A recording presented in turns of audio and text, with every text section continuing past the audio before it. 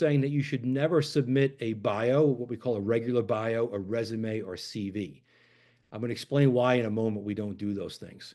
And it's a very easy way for us to understand if a candidate truly has done their homework. Where I was going a moment ago was this recent client of about 710 submissions for a single open board role that they were looking for. Only 12 people submitted properly as we view proper board directorship submissions.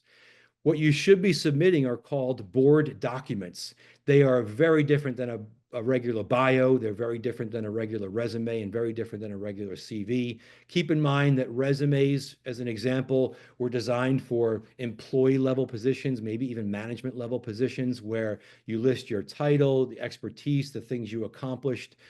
That's not how you make a great impression as it relates to a board candidacy. CVs also, in many cases, we see things that are submitted. They're calling them their board CVs. They're very more closely aligned, as far as I'm concerned, to an academic CV. It's still not pulling out the areas that we would view as important as part of proper board documents. So what does this mean? So first off, know that a job resume or CV, it guides you down the path of sounding more like management and less like leadership or governance material. So you want to put the efforts into creating these documents that we call board documents. Now, the high level of this, when we say board documents with the S, that includes two areas, what we call your board bio, which is very different than a professional bio, and your board document. I'm going to get into both of these. Note that the board document, along with the board bio, sits within your board documents. We like to say also you should have a proper board director cover letter for any role that you're submitting for. Now, what does this mean? So I'm going to use this silly hand gesture but I still think it works quite well to describe what I want to get across here.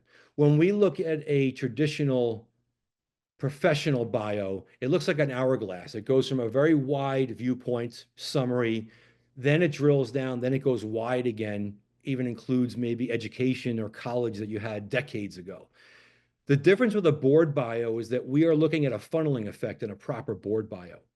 Now, a board bio should start out with, of course, these broad brushstrokes, what you're known for, the themes of your career, and of course, mentioning your accomplishments and maybe some of the titles you've been involved with that are board related or senior leadership related.